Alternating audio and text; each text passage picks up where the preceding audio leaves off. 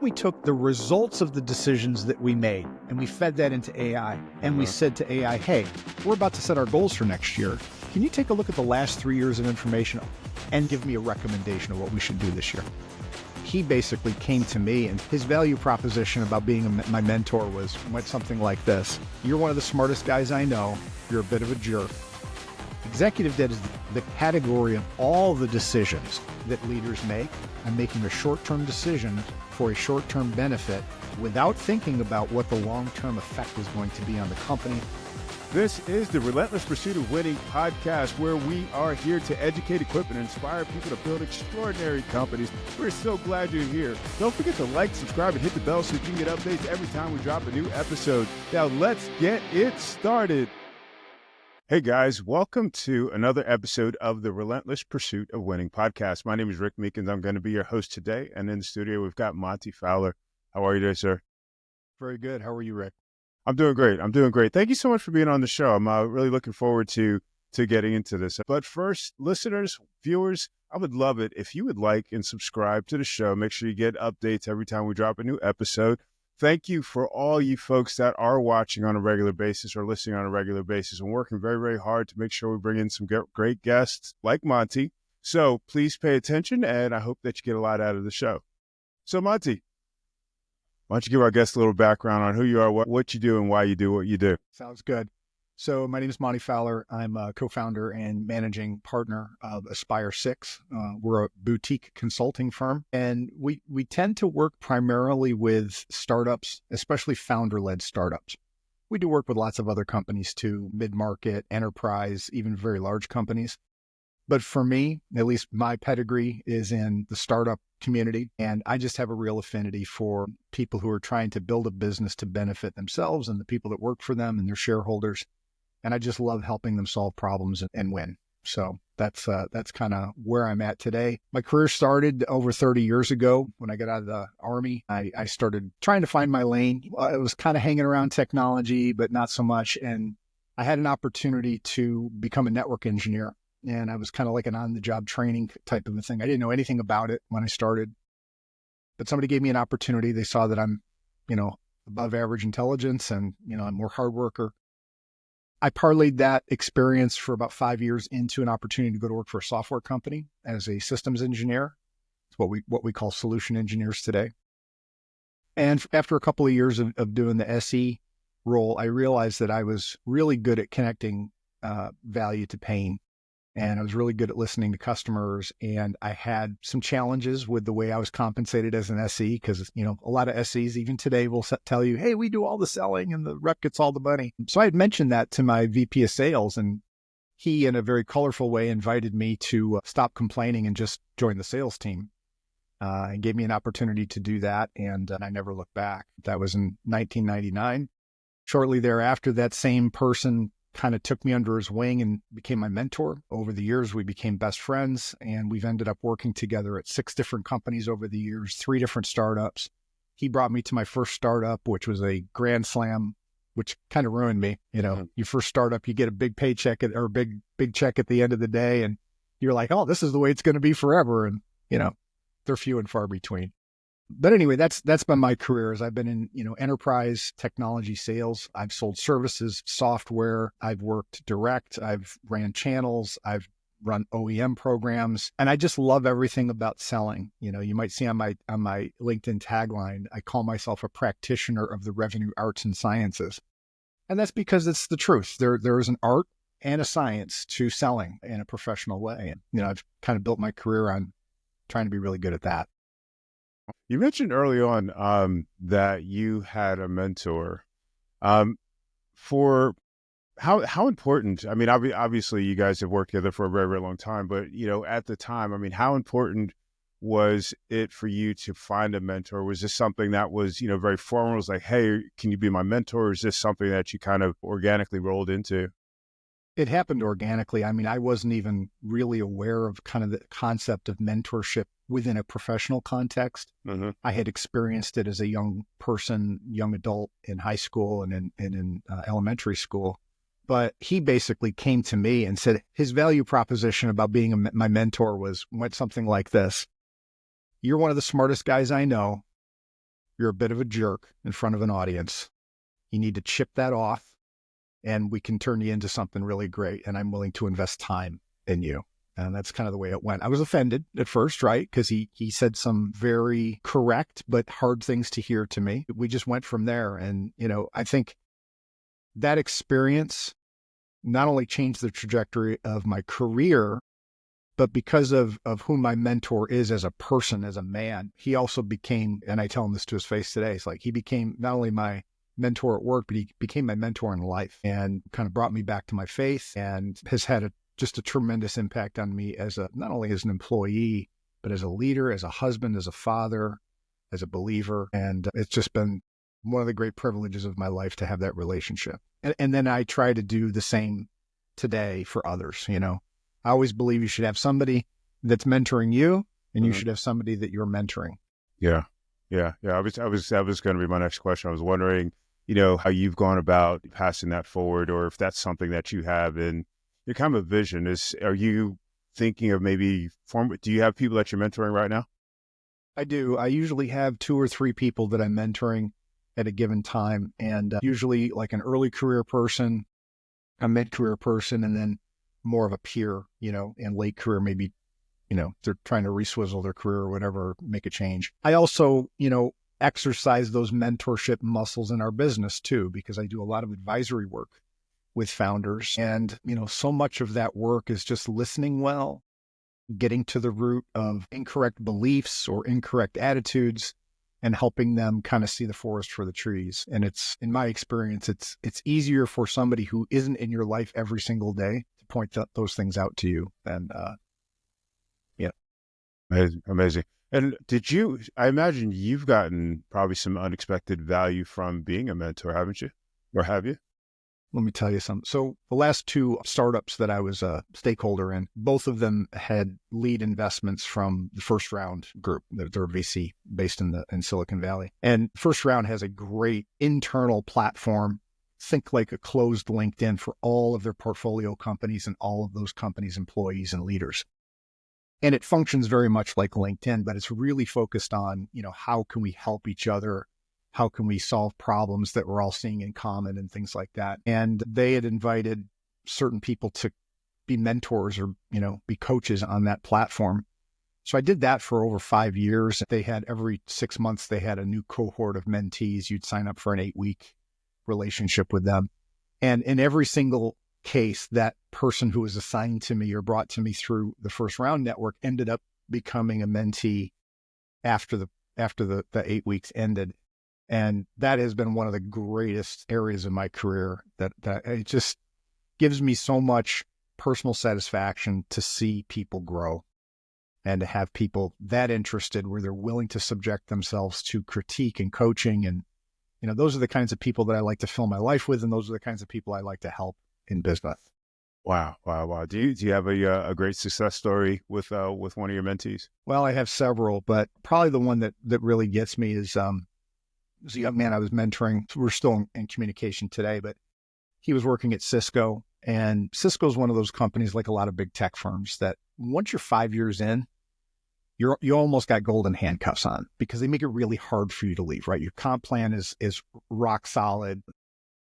You've probably got a good book of business, so you're making your number just kind of waking up in the morning. But if you're not happy, it's hard to get excited in an environment like that. I had a similar experience at AT&T. So when we met, he was kind of on the fence about, gosh, I know I could stay here. He was 9 years in at Cisco at that point, mid-career. He's like, I know I could stay here and make great money the rest of my career. He goes, but honestly, I just don't feel like I'm challenged. What should I do? And I'm like, well, you have a couple of options, right? First of all, you should always start with telling your boss, hey, I love working here. I love what we do. I love our customers, but I don't feel challenged. How can we solve for that, right? And, if you've got a good leader, they'll recognize the opportunity they've got in front of them, which is somebody who wants to do more. And all you got to do is connect the right opportunity for them. That wasn't happening for him. He had those conversations. So the other option was like, well, then you can make a change. And he's like, yeah, I think I need to leave. Well, where do you want to go? And he was like, I think I'm ready for sales leadership. I think I'm ready to take on the mantle of sales leadership and give it a run. So he ended up, after a few months, getting an opportunity to go lead sales for a startup adjacent to what he was doing at Cisco. So he understood the market, he understood the customer base, and by all accounts, he should have done great.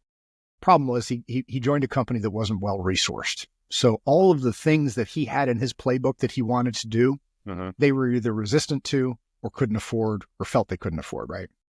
And, after about a year, he got very frustrated and ended up leaving there. And when he came back to me, he was just ridden with this idea that I failed, I didn't do well, that was a huge mistake. I've really, damaged my career because I left Cisco and I went over here.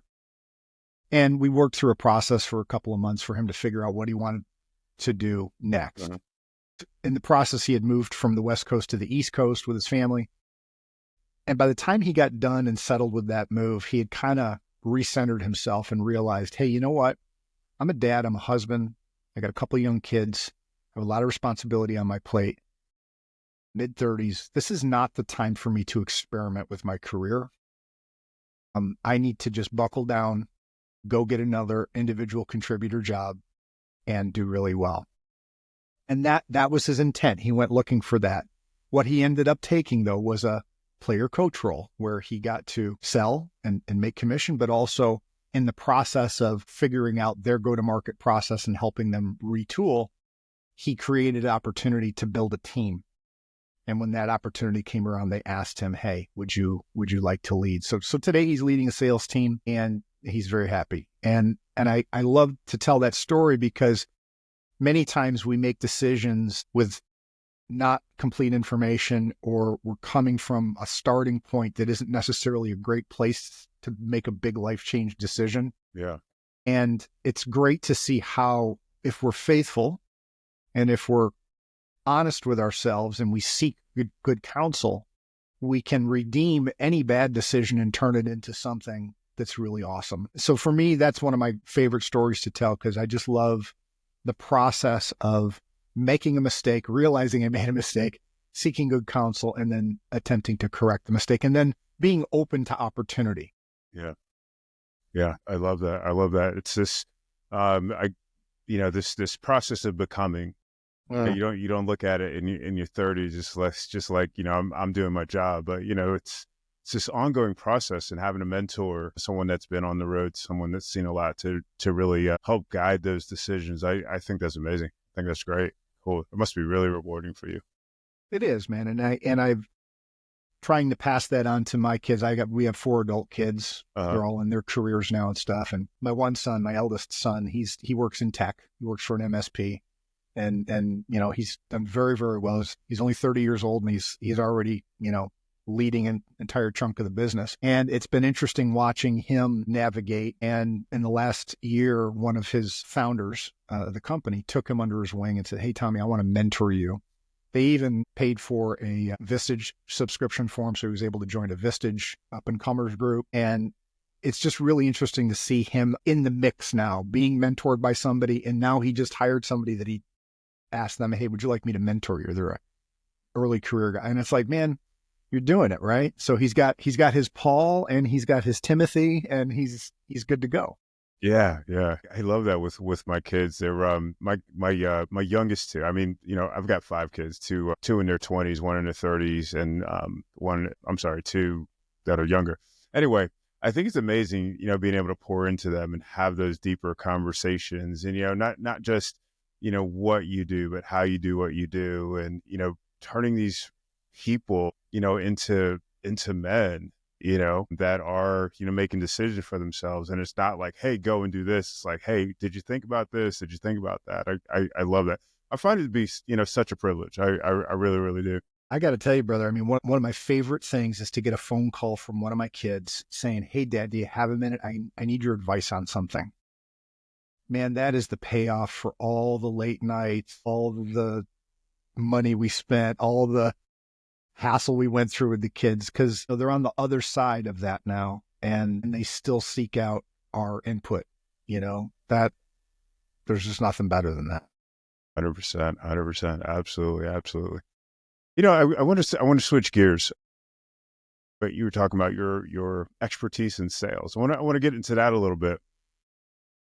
High level, tell us let us walk into the pool with you. What does that mean to you? So when I think of sales as a profession, Mhm. it always harkens me back to when I was a little kid at my nanny's house watching Mr. Rogers.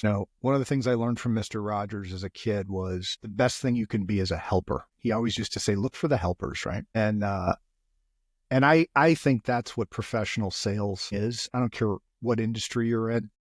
You're trying to help people. You're trying to help somebody who has a problem, solve that problem, but not just solve the problem any old way. You want to help them solve the problem in a way that's going to be permanent, or as close to permanent as we can get in business. It's actually solved. We don't have to think about it, worry about it anymore. To do it, in a cost-efficient manner, meaning they can afford it. Okay. I talk to clients a lot of times about, do you have a sprain? Do you have a broken bone? Or do you have bone cancer? Right? Because those three things can feel the same. They can manifest the same symptoms, right? And cause the same issues. Yeah. But the degree to which they affect you is very, very different. And likewise, the treatment or the way to get healthy from those things varies greatly. And when I talk to people that I'm selling to or my clients today, I try to first understand, is it a sprain? Is it a broken bone? Or do we have something worse going on? Mm-hmm. And then helping them understand the cost of not doing something to fix the issue versus the cost of doing something that's going to solve the issue. And for me, the way I talk about sales with my mentees or with my clients is that at the end of the day, I'm not trying to convince the other person to do something they don't want to do. What I'm trying to do is to give them permission to do the thing that they already know they need to do. And I'm giving them that emotional, that psychological, and that business or that economic permission to go ahead and solve that problem. And I think in my career and other folks that I know that are good at this and have had really successful careers, that's the attitude they have. They're intellectually curious. They genuinely want to help people. They take the time to understand the problem in depth. And they really take time to understand the impact that it's having, not only on the company, shareholders, customers, but on the individual and the people that have to deal with the problem every single day. If you can be that, you can be successful in professional sales today. And again, I don't care if you're selling mattresses at the local mattress store, if you're selling pools, magazine subscriptions, or SaaS software. The concept is the same wherever you. Yeah. Awesome. I'm a process guy. I think, very linear. One of the things that you talked about was like the science of sales. So can you talk to me a little bit about that? What that means? Yeah. So when I talk about the science of selling, there is a process, right? Let me state that differently. There are many processes that work for selling products and services, right? Lots of different methodologies, lots of different, ways of thinking about it. There's a million books written on the subject. Go on LinkedIn. There's a million gurus that want to sell you their secret sauce to how to be a great sales rep. But again, I think for me, it boils down to, do you care?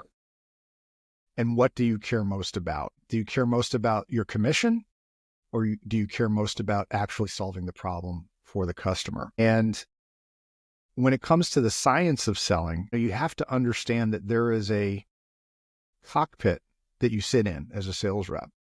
And just like if you're flying a plane, you not only have to understand the fundamentals of flight, lift, drag, roll, pitch, yaw, all that stuff. You have to understand the aircraft, and you have to understand how to fly it. But the most important thing is you have to understand what all those dials and switches and gauges in the cockpit mean. What are they telling you? And based on what they're telling you, you have to be able to know what to do next.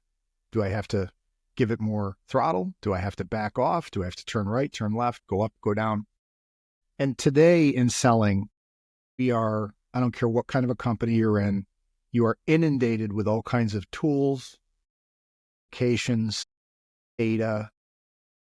And the reps that do really well today are the ones that understand all that stuff that's in the cockpit.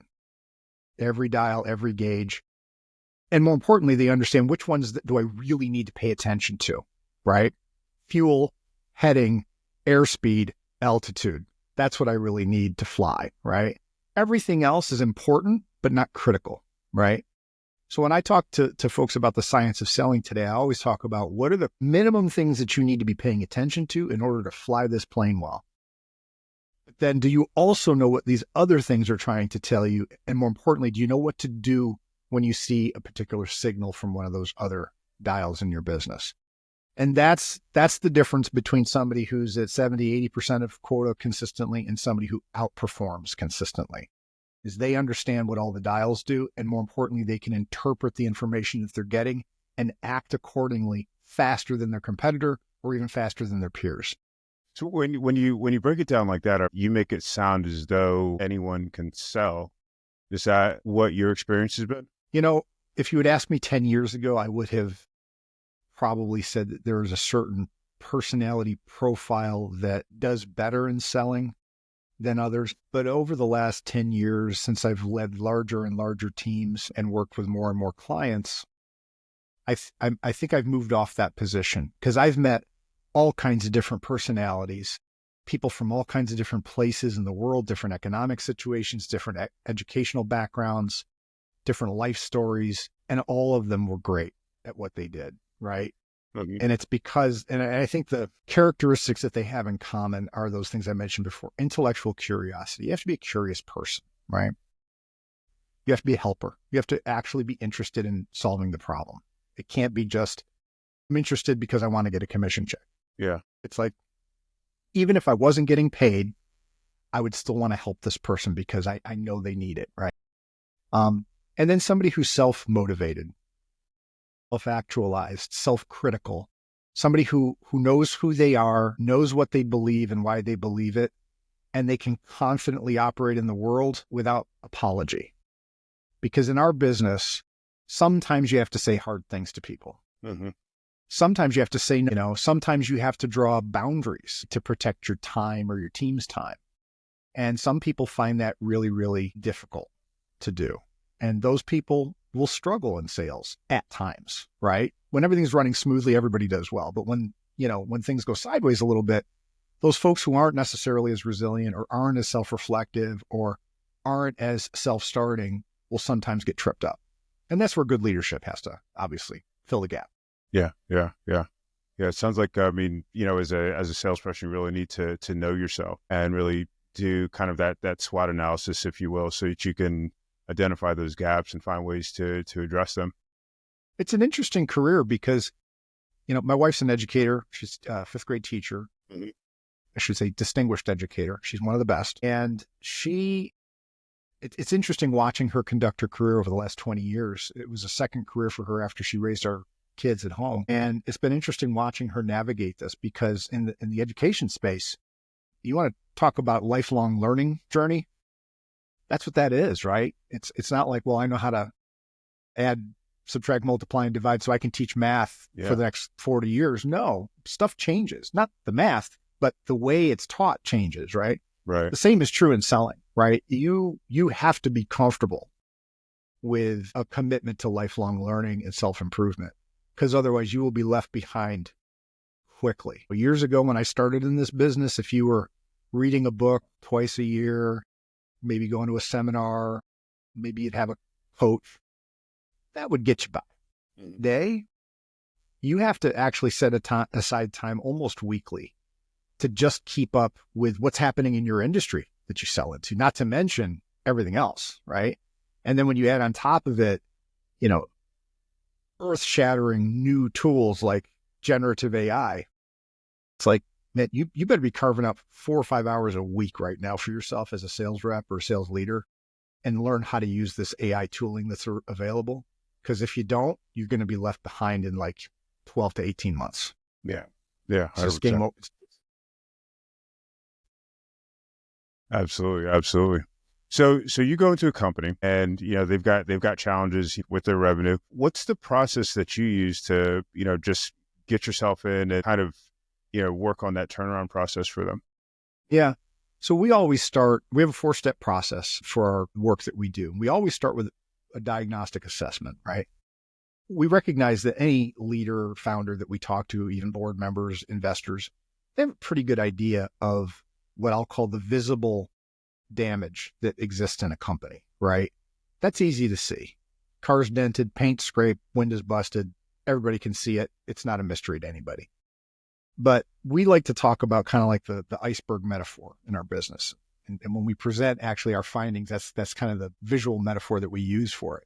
We call it the good, bad, and ugly. The good stuff is the stuff that's above the waterline. Everybody can see it. Everybody knows what it is, and it's usually celebrated, right? That's great. That's the easy stuff. But we like to validate that for customers too, right? Because you don't want to give them all bad news. You want to tell them, hey, you're doing some things really, really well.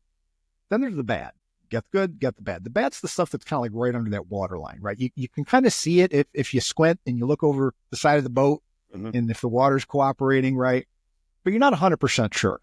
But you have a pretty good idea that, hey, these are the things that are kind of holding us back. But then there's the ugly stuff. That's the stuff that's in the dark water, way, way down deep. And you may think it's there, but you have no proof. Most of the time, you have no clue. You don't even know these things are happening. Somebody in your organization or people in your organization know these things are happening, right? They're the ones that are swimming in that murky water, 10,000 feet down, but nobody goes down there because it's scary, right? It's a scary place to be. If you've ever seen pictures of submersibles that go to the bottom of the Marianas Trench, there's a lot of weird stuff down there that's really scary. Some of it lights up and it's got big teeth and stuff. That's the same in business, man. When you get down to those things that are truly holding your company back, these are the blockers to growth, the blockers to, being a leader in your space or whatever. That's the stuff that really matters. And that's the stuff that we need to get busy working on. So that diagnostic assessment gives us the ability to not just look at the problem set that the customer engages us for, but it gives us a much wider aperture so that we can see not only those problems, what are the adjacent challenges that go along with those things? And then what is the effect that those challenges are having across the organization? And being able to map that out for a client and saying, hey, here's 6 projects that we think you should do. And here is the ROI that you can get if we were to address these challenges. And sometimes they're like, nope, we don't agree. But what we found is by doing that diagnostic assessment and being really particular about not skipping it, the customers really appreciate the findings because it's like, you're telling me stuff I didn't know. And the nice thing about it is that we don't just come up with an opinion, right? This is all data-driven stuff. So we do quantitative analysis, qualitative analysis. We interview pretty much everybody that has something to do with the areas we're trying to address. And we have, one-on-one conversations with them, and we get them to kind of tell us the truth that they won't tell their boss or the founder. And that gives us the ability to build a roadmap for change that they can buy into, because we're going to be telling them things that they didn't know were true. And that gives us a lot of credibility too. Yeah. And then the next 2 phases or 3 phases are all about building what needs to be built, testing and validating that what we're saying should work is actually working, and then documenting and enabling the team to run it forever. And the way we work is, unlike a lot of consultants, we don't just show up and throw up, as they say, or come in, do a lot of listening and talking, and then just deliver a big binder of suggestions like, well, here you go. Good luck with that. We don't do that. We do everything as a co-creation and a co-execution process with our clients, because at the end of the day, we need to go away at some point. Right. They should want us to go away. It's not always the case, but we always do. It's like, guys, we got to leave now. We got to move on and help other people. But by the time we get to that, there's not even a need for a handoff, because they've been right alongside us the whole time, working on building these things, testing these things, validating these things that we did, training them up on it. It's a process that has worked for decades for us. I mean, one of my partners and I, we've been doing this work for 25 years, either on the side or full time. And we've developed our IP and our processes over the time to really nail this stuff down. Wow. That sounds like a great process. You guys must have a great track record and lots of great reviews, referrals, huh? We've been very blessed to do some really great work for some really excellent companies and teams. Yeah, I mean, the measure of any consulting firm is the referral business. And, I'm happy to report that most of our business comes from referrals. Amazing. Awesome. So, Monty, you wrote a book. Executive. I did. Yeah. You want to talk about that? Sure. That'd be great. So just to be clear, it's not my first book that I've written. I've written some fiction novels and short stories and have a little bit of a following in that area. Oh, cool. But yeah, this was the first business book that I've written. It's interesting. It came about just during a very normal conversation that we were having Mhm. as the partners. And my partner, Mark, was talking specifically about technical debt. We had this big conversation, and he made the comment, we spend all this time and energy talking about technical debt, Mhm. but that's not even the biggest problem in an organization. He goes, how can we never talk about executive debt? And the minute he said those two words together, it was like fireworks going off in my head. In fact, I made the comment on the call. I'm like, Hank, stop for a second. I'm like, I don't know if I'm having a stroke right now or if I'm having a really great idea, because it did. It just stopped me in my tracks. So we shifted gears in the conversation. I was like, Mark, explain to me a little bit more about what you mean by this executive debt. I think I know what you mean, but I want to be clear. So he spent about 10 minutes just kind of unpacking this concept. And I was like, hey, that's good. And it immediately registered with me that, why have I never seen a book about this or HBR article or nothing? I've never heard anybody talk about this. And yet there's a billion different things out there on technical debt and how to mop it up and deal with it. So after our conversation was over, I went and I did some research over the weekend. And I was utterly dumbfounded to find that nobody had written on this topic before. No one. I even checked with some of my really smart friends, and they were like, yeah, no. But everybody that I mentioned it to, just the two words, they immediately knew what I meant, right? Because they were able to draw the corollary to technical debt, and they know what a drag that can be on an organization. And then they just were like, executive debt, oh, that must be all the other stuff that leaders deal with. Oh my gosh. So that's where the idea came from. And that following week after that initial conversation, I was on my leadership call with my partners.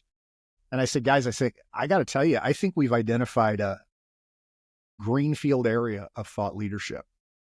And that is exceedingly rare today, right? I mean, pretty much every base has been covered 100 times. This one wasn't. So I said, guys, I'm going to do some really deep research now. I'm going to write an outline. And I think we should, at the time I was like, I think we should write a white paper. After I dug into it and I started really kind of fleshing out what the implications of this could be, I realized I had way more than enough content for a book. So I told my partners, I said, hey, I'm going to take a couple of months and I'm going to go write a book. And they're like, okay, you have fun with that, right? They didn't believe it. It was just like when I wrote my first novel, I announced at dinner time with the family, because I've learned over the years, if you really want to be held accountable to doing something important, just tell your kids. They'll hold you accountable because they love tripping mom or dad up, right? 15 years ago, I sat at the dinner table and I said, you know what? I'm going to write a novel. And my kids were like, okay, Dad, have fun with that. And 12 weeks later, after 12 Saturday mornings at a Starbucks and every free minute I had a finished novel. So I took that same approach on this one, only this time I knew I was racing against the clock, because I'm like, I'm not that smart. We're not that smart. If I'm thinking about this right now, somebody else has got to be thinking. And I need to get our thoughts on this out in the marketplace as quickly as possible. So that's what I did. I took the months of September and October, wrote the book. We spent another month and a half kind of getting it ready, and now it's out. And in fact, next week is our official book launch. The book's been out since November, but we're going hot and heavy on social media and all of that. So Awesome. Make sure you give us a link so I can put that in your show notes. Absolutely. Where to go to get it. So it was a great story, but you didn't tell us what executive debt is.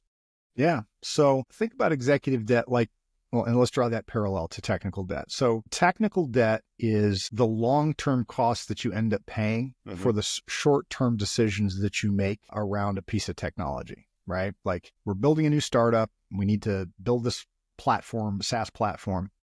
And there's 2 or 3 features that we could build, but you know what? We're just going to use a open source library that has that same functionality. And we're just going to bake that into our product.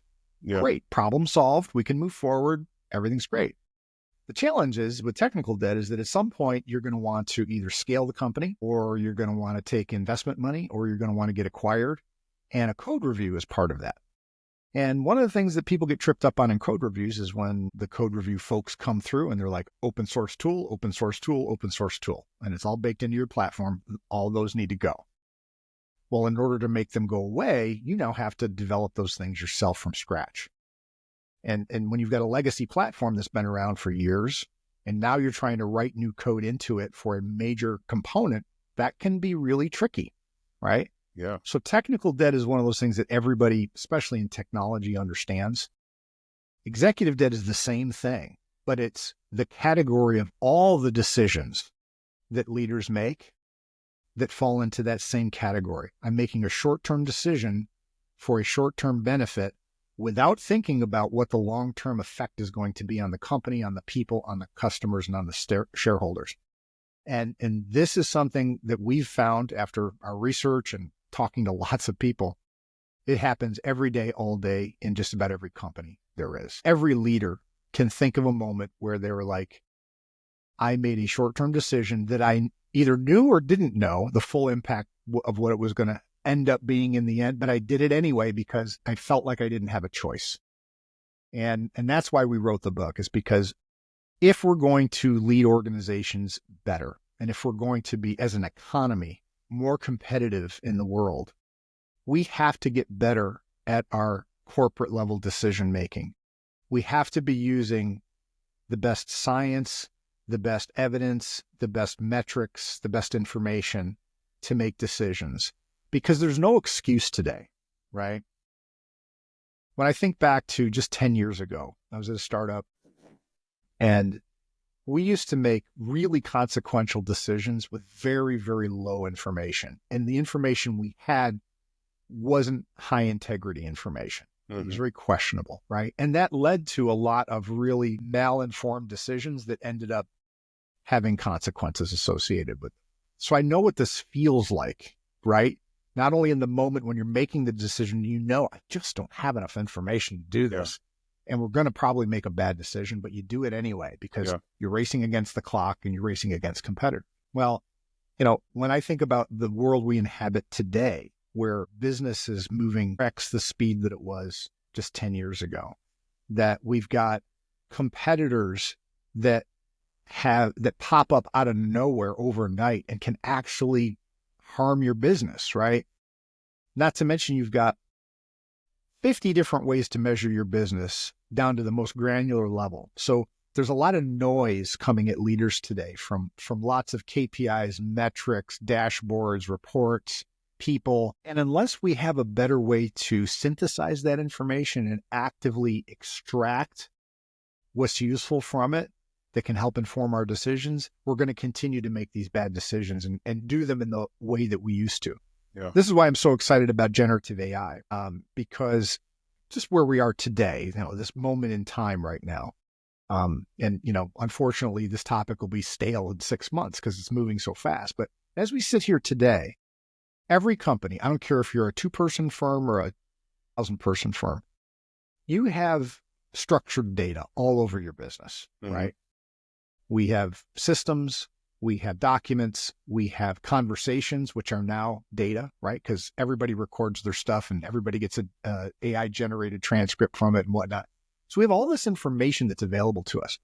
But it's only now that we finally have a tool that can take that unstructured, disparate data from lots of different sources, lots of different types, and make sense out of it like a human being would, and be able to extract insights from it and actions from it like a human would. But in a lot of companies, even small companies, the volume of that information is so massive that to have humans try to take action on that is really, really hard. You'd spend an awful lot of time and money trying to do that. But if you use AI today, here's a solid example.